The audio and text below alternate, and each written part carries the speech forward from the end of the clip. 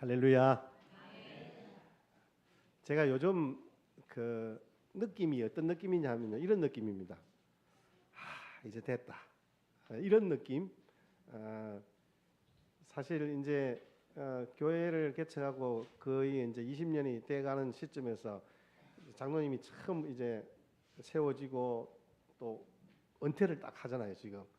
예, 곽 장로님이 그동안 교회를 위해서 아마 이 숨은 곳곳에서 그 흘리신 땀의 흔적들은요, 제가 뭐 일일이 말을 안 해서 그렇지 사실은 이 다른 교회 뭐 이야기 들어보면요, 제가 이 웃음이 나옵니다. 그거 가지고 뭐 그래 이런 생각이 사실은 좀 들 때가 있어요. 그래서 참 너무 감사하기도 하고, 또 오늘 같이 함께 또 은퇴하는 우리 권사님과 우리 집사님들 같은 경우에도 뭐 우리 교회의 구석구석에 어떤 이 손길이 안 간 곳이 없어요. 그리고 제가 제 개인적으로 목사인 저의 삶에도 마찬가지고, 오늘 임직을 받는 우리 김기수 집사님 같은 경우에도 뭐 여러분들도 잘 알다시피 그런 어떤 시간들을 보내왔고, 누구보다도 면면을 제가 잘 알고 있기 때문에 그게 참 제 가운데는 이게 뭐랄까요, 은혜가 되면서 우리 교회뿐만 아니라 제가 이제 주변에 섬기는 여러 가지 일들이 또 있잖아요. 그런 부분들도 이제 조금씩 사실은 안정이 돼가는 거예요.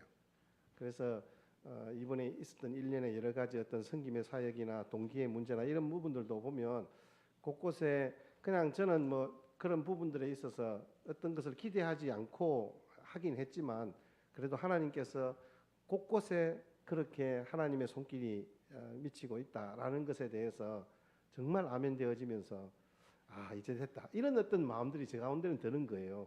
그런데 말입니다, 여러분, 사람의 마음과 하나님의 생각은 정말 달라요. 저는 오늘 본문을 보면서 제가 그 사실들이 다시 한 번 더 새삼스럽게 깨달아지는 거예요. 여러분들과 함께 오늘 짧지만 같이 함께 주님께서 우리에게 주신 이 사건과 성경의 사건과 말씀들을 통하여서 함께 하늘의 은혜를 누려가는 복된 은혜의 시간들이 되시기를 주의 이름으로 축복합니다. 좋은 농부는 밭을 탓하지 않는다. 누가 말한지 혹시 기억나세요? 우리 가까이에 계셨던 우리 노무현 대통령이 종로에서 출마하면요, 서울 종로에서 출마하면 바로 딴 당상이었어요. 그런데 그분이 나름대로 그렇잖아요. 좀 털털하시거든요. 이분이 부산에 이제 자기가 공부했던 그 이제 학교 중심으로 거기에, 고향이 이쪽이지만 거기에 출마를 한 거예요. 근데 낙선을 했어요. 그래서 아깝다고 주변의 사람들이 그러니까 좋은 농부는 밭을 탓하지 않는다, 이런 이야기를 하는 거예요. 참 그런 어떤 그 이야기가 동일한 의미로 우리 보면 그런 말들 많이 하잖아요. 실력 있는 목수는 연장 탓하지 않는다, 이런 말을 하기도 합니다. 그리고 능서불택필이라는 한자성어가 있는데요, 이 말은 글씨를 잘 쓰는 사람은 붓을 탓하지 않는다, 이런 의미도 있습니다. 그러니까 아마 뭐 같은 맥락에서 나온 말들인데, 일에 능한 사람은 도구에 좋고 나쁨과 관계없이 완벽한 실력을 낼 수 있다라는 것을 의미합니다. 그게 누구냐는 거죠. 우리 사람은요, 그렇게 말은 해도 실제로 좋은 연장 가지고 싶잖아요. 여러분, 요즘 젊은이들이 아니죠. 저 같은 경우에 뭐 옛날에 한참 유행했던 낱말이 있는데, 그게 early adopter라는 말이 있습니다. 컴퓨터 좋은 게 나오면 제일 먼저 사고요. 휴대폰 나오면 제일 먼저 바꾸고요. 이런 사람들이에요. 왜냐하면 좋은 연장 가지면 뭔가가 막 빠르고 이게 자기 만족을 줄 수 있거든요. 연장 탓하게 되어 있습니다. 그런데 진짜 연장 탓 안 하시는 분이 계세요. 누구냐 하면요, 하나님이세요. 하나님은요, 도구나 재료에 국한되어서 일하시는 분이 아닌 거예요. 왜냐하면 하나님은 그것과는 상관이 없으신 분이니까요. 오히려 그것을 만들고 창조하시는 분이니까. 하나님은 없는 것도 있게 하시는 분이시잖아요. 가장 능력 있는 분이요, 가장 능력 있는 농부요, 목수인 거예요. 무엇보다도 하나님은 우리 사람을 세우시는데 탁월한 능력이 계신 분이에요. 오늘 우리가 그것들을 눈으로 확인해 보십시다. 오늘 말씀 속에서 그런 하나님의 놀라운 능력을 만나는 은혜가 있으시기를 축복합니다. 누구냐? 오늘 등장하는 사울이에요. 최악의 박해자 사울을 하나님께서 최고의 사도로 세우시는 장면을 오늘 우리가 확인할 수 있습니다. 우리가 주님의 택하신 그릇으로 선택된 것은 주님께서 일방적으로 베풀어 주신 은혜인 줄 믿습니다. 오늘 말씀처럼 주님이 택하신 그릇, 특별히 이방인의 사도로 부름받은 이 도저히 하나님의 사용하실 만한 그릇이 되지 못하는 이 사울이라는 자가 상식적으로 우리가 생각할 때 흔히 표현하는 대로 함량미달이에요. 함량미달이에요. 도저히 그럴 수 없어요. 혹시 여러분들도 가끔씩 그런 말씀 표현하시잖아요. 저 사람은 예수 믿어서도 안 되고 예수 믿을 수도 없는 사람이다. 이런 사실은 이제 표현들을 하잖아요. 좀 그렇잖아요. 그런 분들도 계세요. 사울은 그보다 더했어요. 진짜 최악의 박해자였어요. 초대 원형교회에서 말로 표현할 수 없는 부흥과 은혜의 역사를 경험했지만 기득권 세력과 복음에 반대하는 무리들이 막 그게 뭐냐. 그러니까 막 복음이 일어나고 교회에서 막 나눔이 일어나고 하니까 이게 자기들의 입지가 좁아지는 거예요. 그러니까 싫어하는 거예요. 이 모양들을 오늘 본문 읽지는 않았지만 1절, 9장 1절에 이렇게 이야기합니다. 사울이 주의 제자들에 대하여 여전히 위협과 살기가 등등하여 대제사장에게 가서 이렇게 이야기합니다. 그런데 여러분 주동자를 표현하듯이 사울이 이렇게 이야기합니다. 사울이 주의 제자들에 대하여 여전히 위협과 살기가 등등하여 제사장에게 가서, 물론 사울만 그렇게 한 것은 아닙니다. 복음에 반대하는 무리들, 기득권을 가지고 있는 세력들이 예수 믿는 제자들을 향하여 이단들이다 이렇게 이야기를 하는 거예요. 그래서 박해하고 무너뜨리기 시작하는 거예요. 사도행전 6장부터 시작된 스데반의 이 죽음의 사건들을 계기로 사람들이 그게 모여서 막 전부 돌을 치잖아요. 처음에 들을 때는 와 어떻게 그런 일이 라고 했는데 금방 돌아서서는 돌 들고 죽이는 거예요. 사형 선고 받은 사람들만 돌로 쳐 죽이는 곳이에요. 성 밖으로 끌고 나가서 특별히 그 중에 최악의 박해자 사울이 있었잖아요.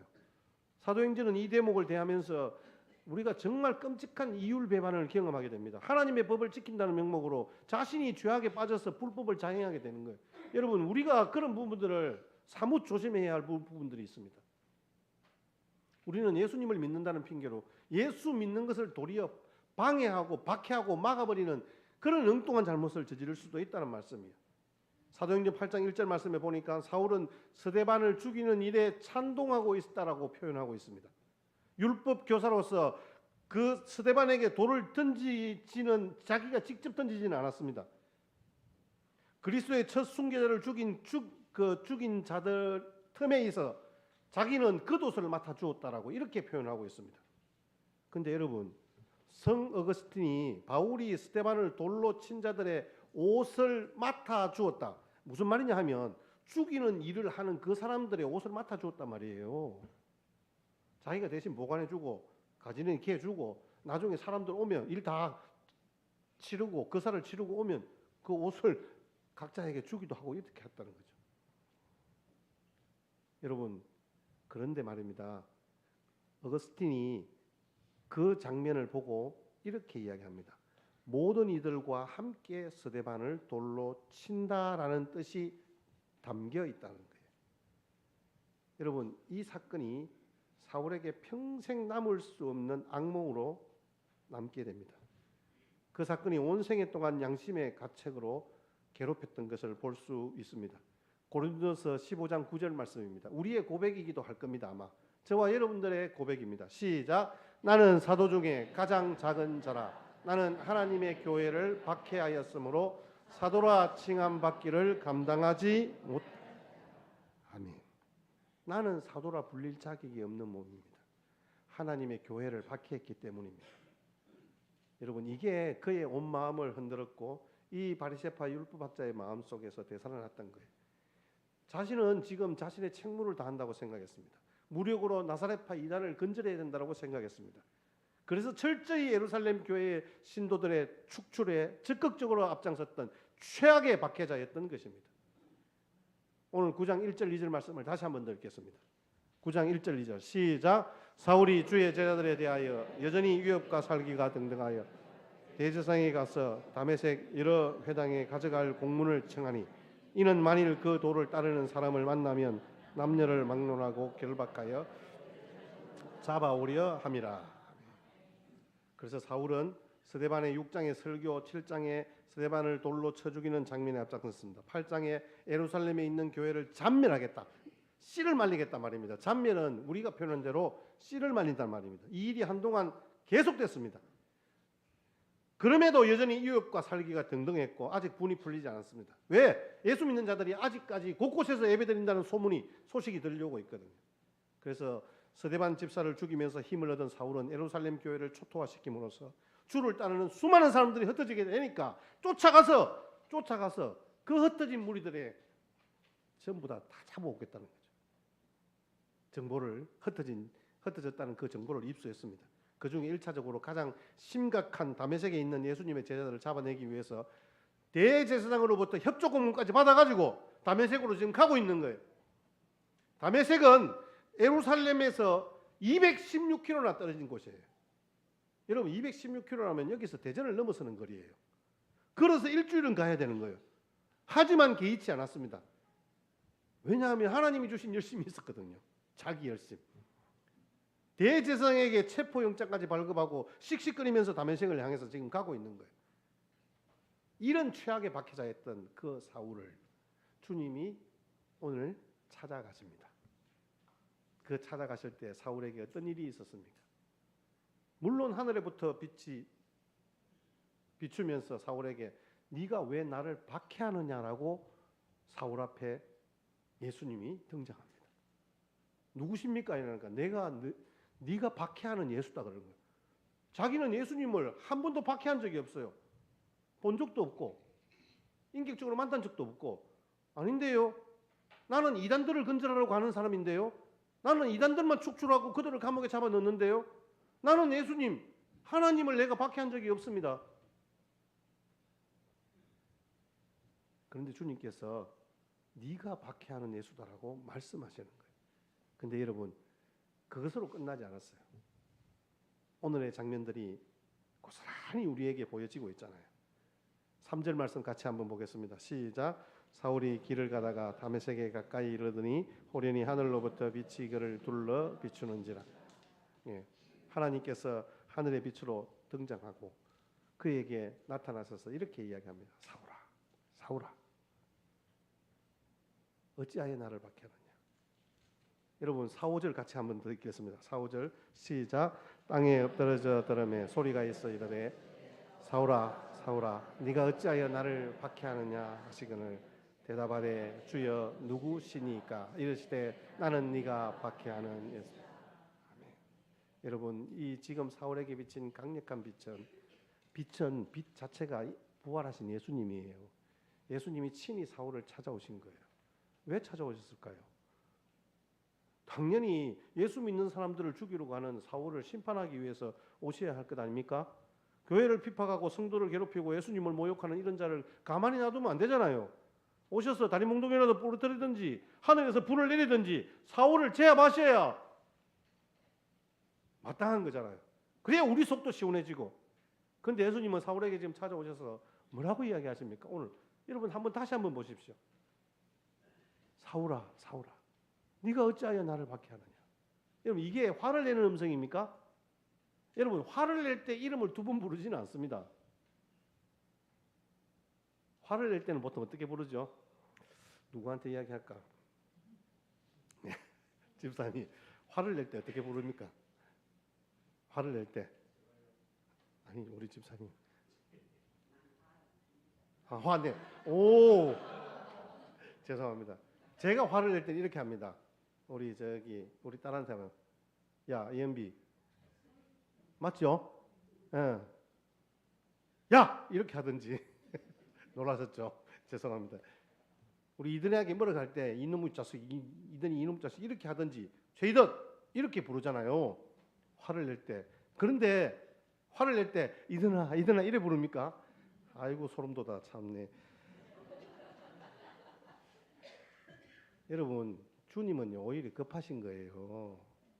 주님은 지금 사울이 그렇게 뭣도 모르고 막 예수 믿는 사람들을 잡아 죽이려고 쫓아가는 거 보고 얼마나 마음이 얼마나 급하셨겠어요.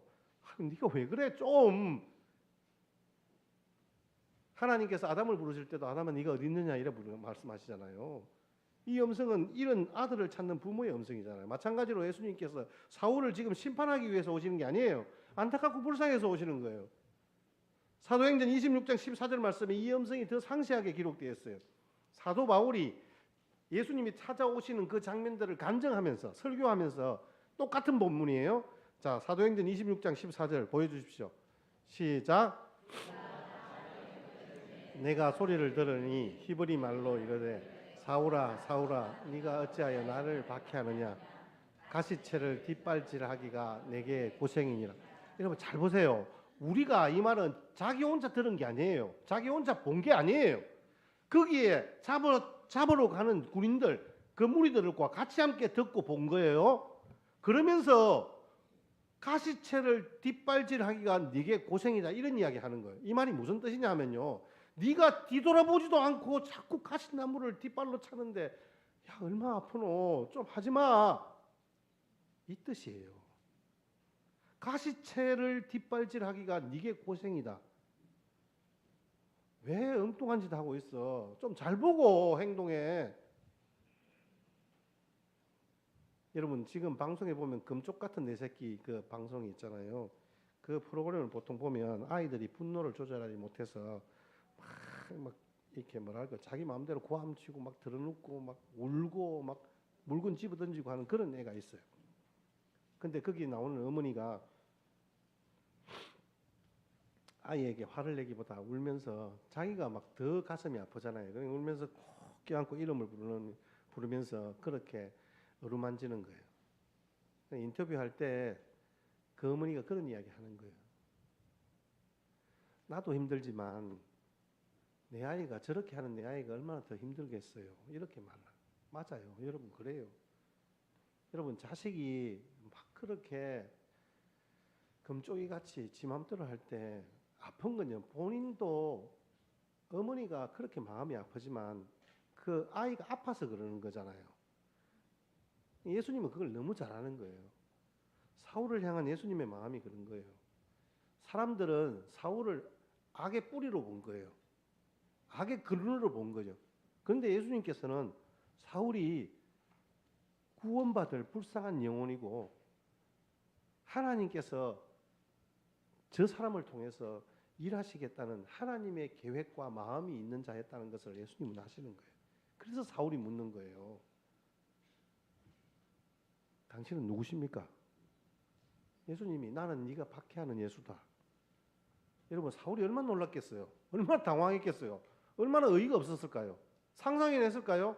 자신이 지금 가장 자부하고 확신하는 믿음 딱 한 가지가 있는데 그건 바로 여호와 하나님의 영광을 가리는 저 무리들, 저 미친 예수쟁이들.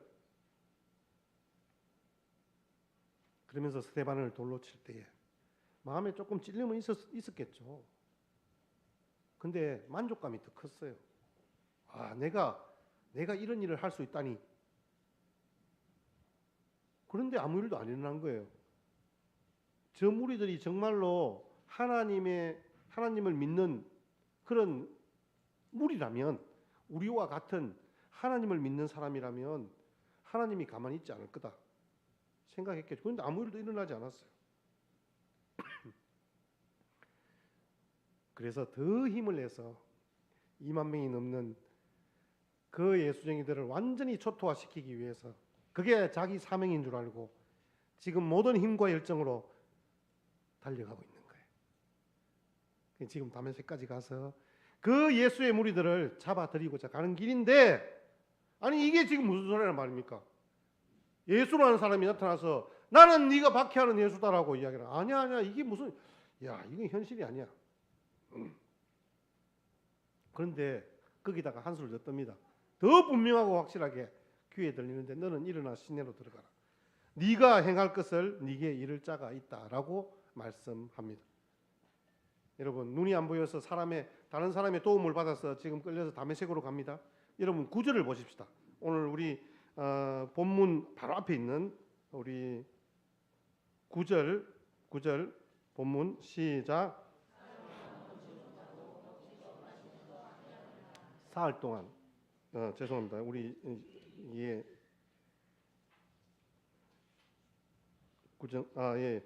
9장 9절 사흘 동안 보지 못하고 먹지도 마시지도 아니했다.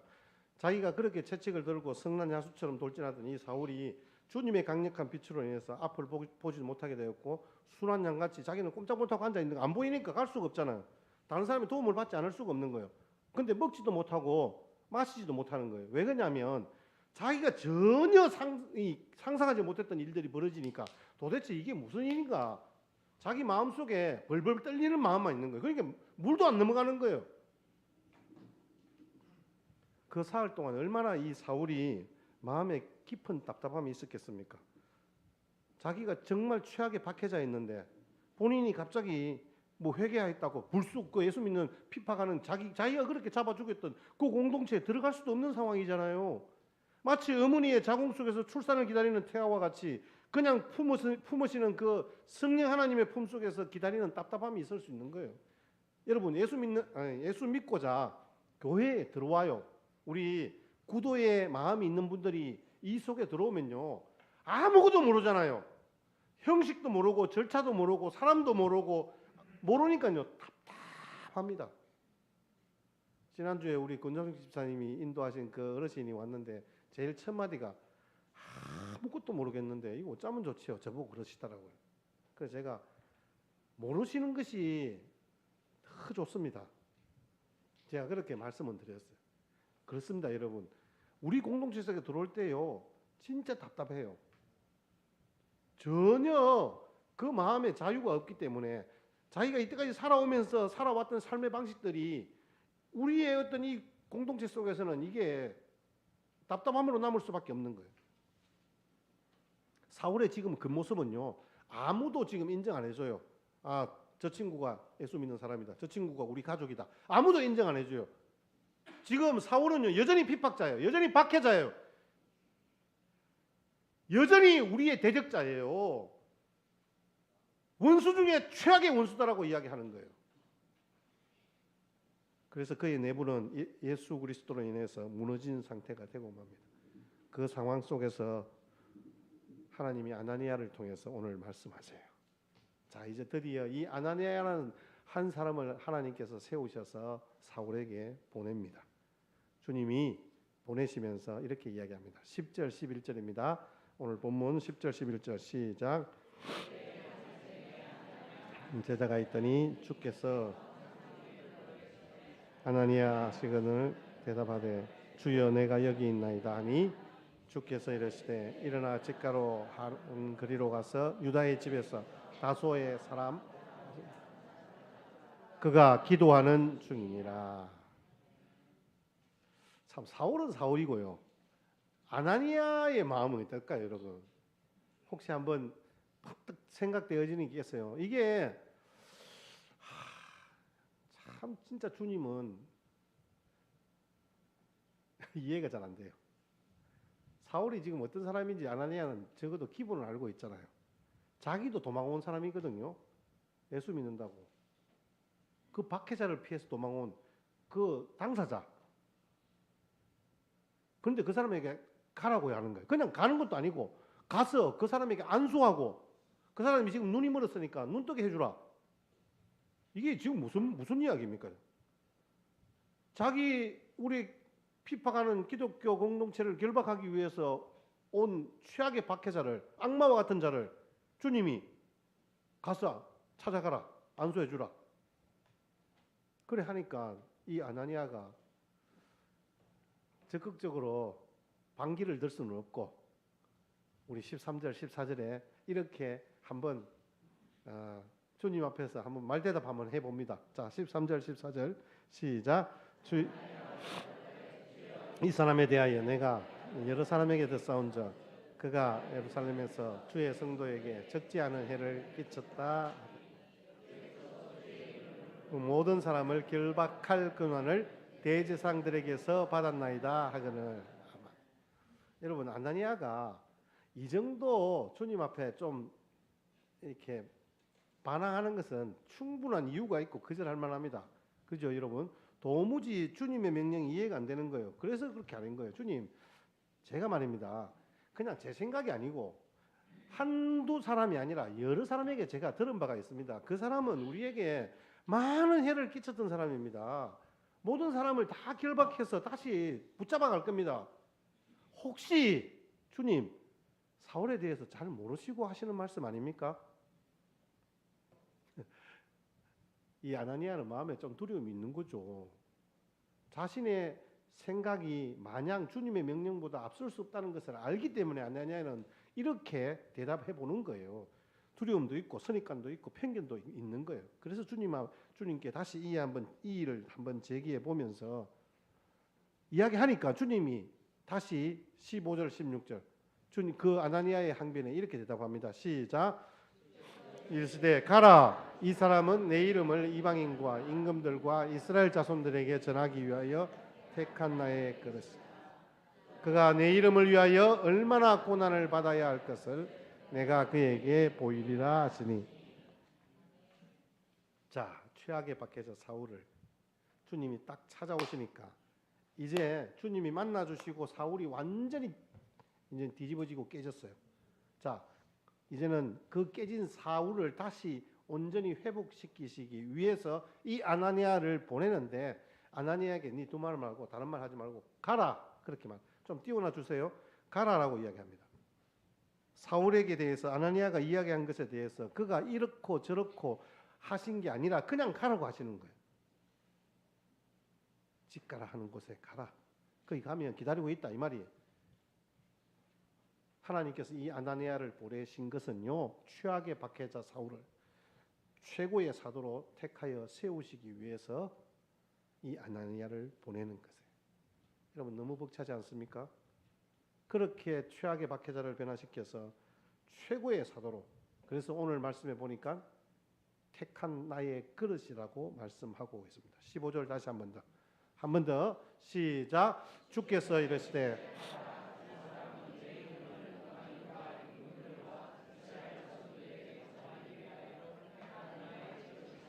아멘. 주님이 가라고 하십니다.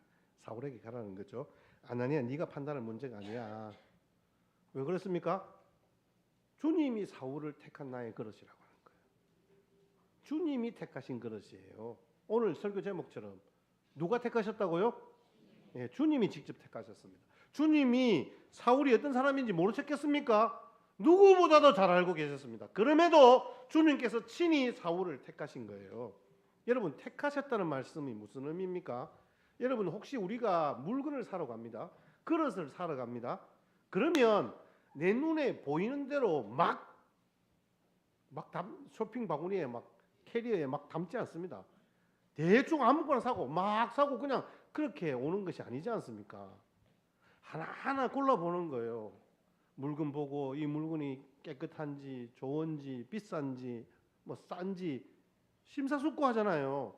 물건 하나 사는데도 어떤 용도로 사용할 것인지 어떤 것이 나에게 더 좋은지 생각하며 고르고 또 고르는 거예요. 그 중에 가장 좋은 것을 택하는 거예요. 주님이 택하셨다는 것도 뭐 마찬가지입니다. 아무나 막 주워 담는 게 아니에요. 수많은 사람 중에 심사숙고하시며 선택하신다는 말씀이에요. 대충 고르지 않습니다. 크고 놀라운 계획과 그 뜻 가운데 선택하시는 거예요. 일회용 그릇처럼 막 사용하다가 그냥 버리는 그런 것이 아니에요. 이 사울을 주님께서는 택하신 이유를 이렇게 이야기합니다. 내 이름을 이방인과 임금들과 이스라엘 자손에게 전하기 위해 사울을 분명한 용도로, 어떤 용도로 사용하실 것인가, 어떤 그릇으로 사용하실 것인가, 분명히 그 용도를 밝히고 있는 거예요. 주님의 이름을 전하는 영원한 복음의 그릇으로 이 사울을 사용하시기 위해서 내가 그를 택했다라고 말씀하고 있는 거예요. 사랑하는 성도 여러분, 주님이 우리를 택하신 것도 마찬가지인 줄 믿습니다.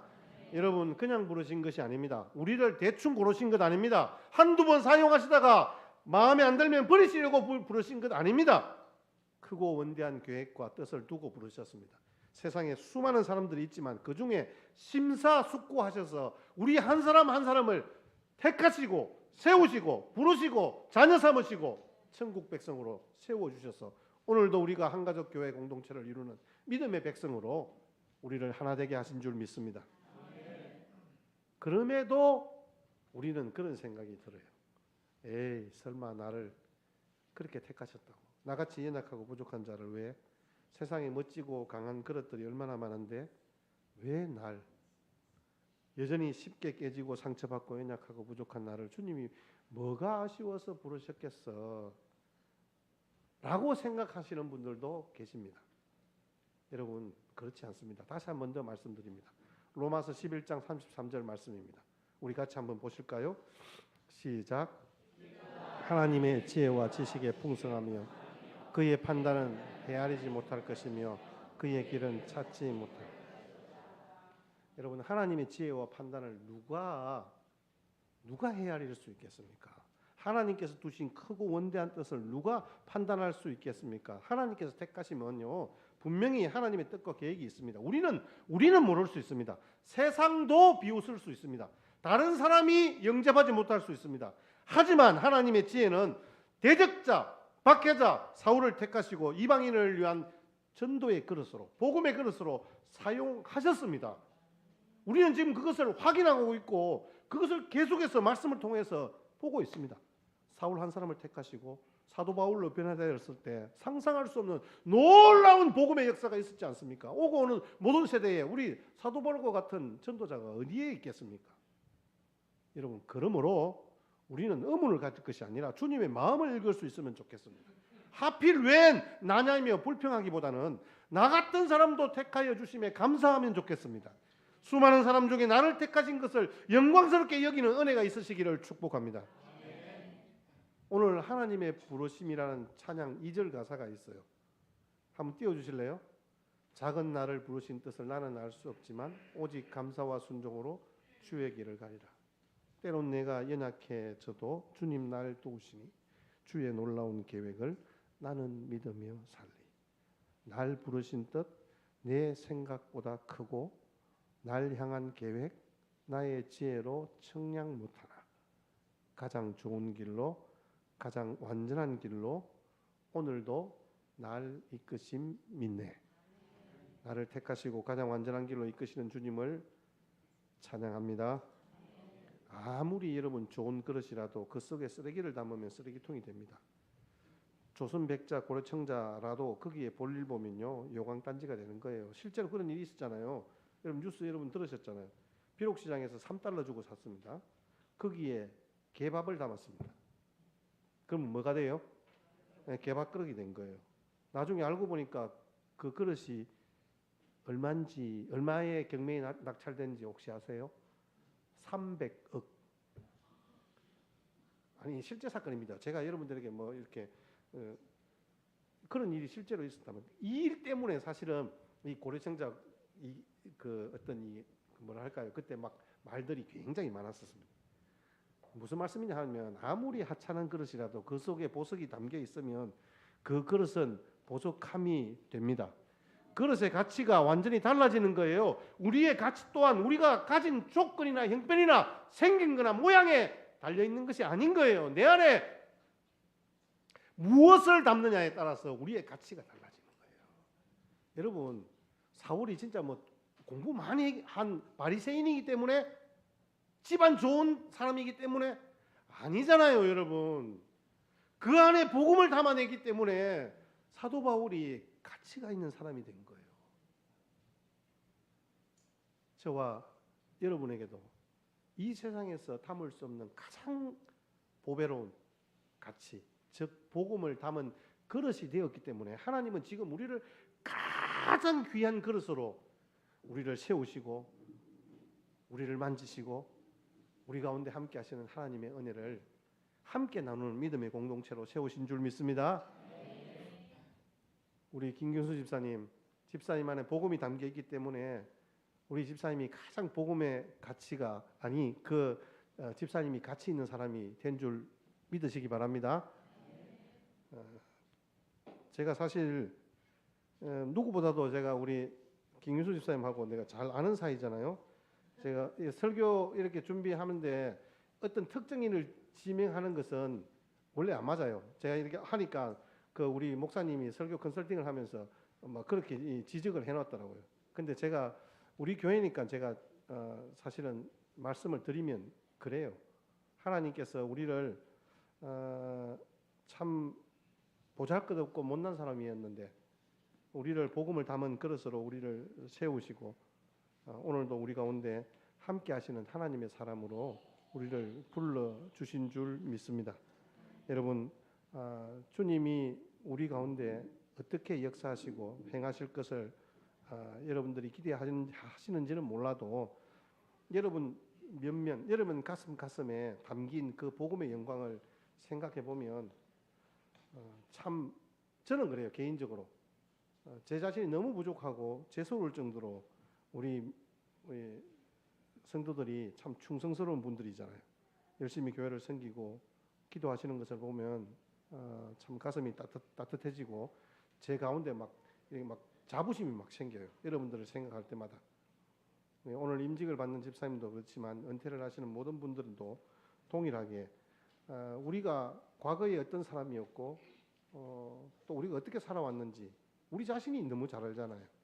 그런데 우리 같은 사람에게 예수님이 찾아오셨어요. 강력한 말씀의 빛을 비추고 그런데 우리를 심판하지 않고 책망하지 않고 오히려 구원하시기 위해 십자가에 달리신 예수님을 바라보게 하시는 그런 하나님의 은혜가 있었잖아요. 어둠과 절망의 터널에서 나와 새로운 인생을 살게 된 거예요.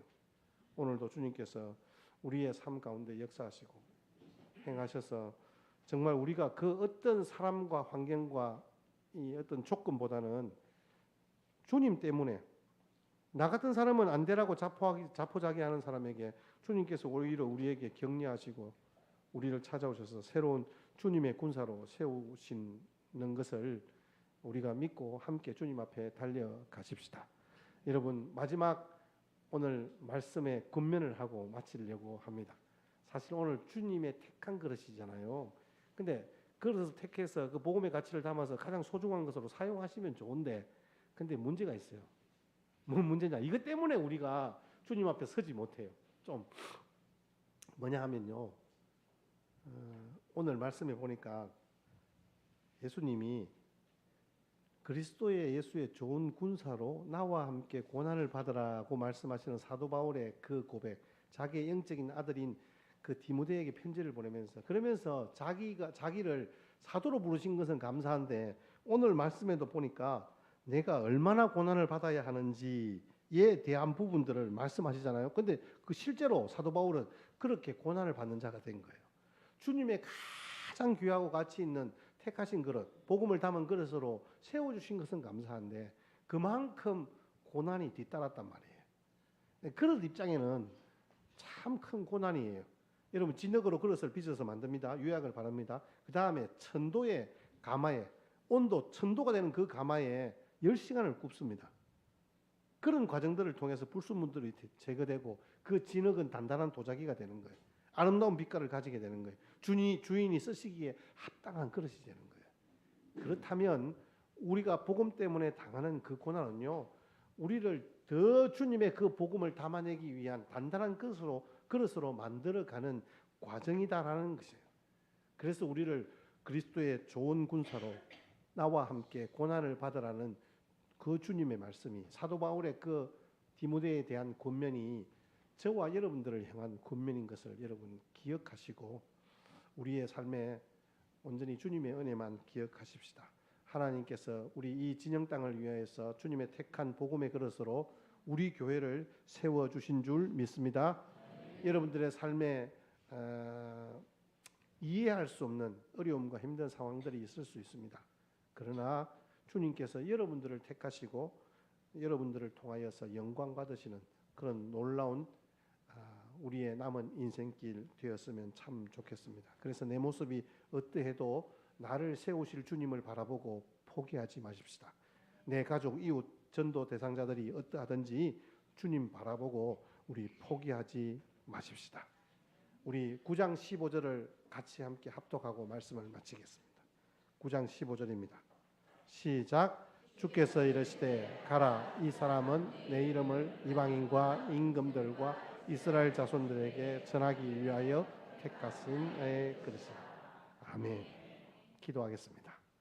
주님, 대사도인 바울이 부럽지 않은 아침입니다. 제게 맡겨주신 이 일들이 너무도 감사하고 또 성령께서 함께 해주시니 감사합니다. 주님의 택한 그릇으로서 보배를 담은 이 질그릇이 잘 부서져서 주님을 온전히 증거하게 하옵소서. 주님만 증거하는 그리스도의 좋은 군사로 앞으로의 남은 인생길 되게 하시고 주님께서 영광 받으시는 복된 인생길 되게 하옵소서. 예수님 이름으로 기도드립니다. 아멘.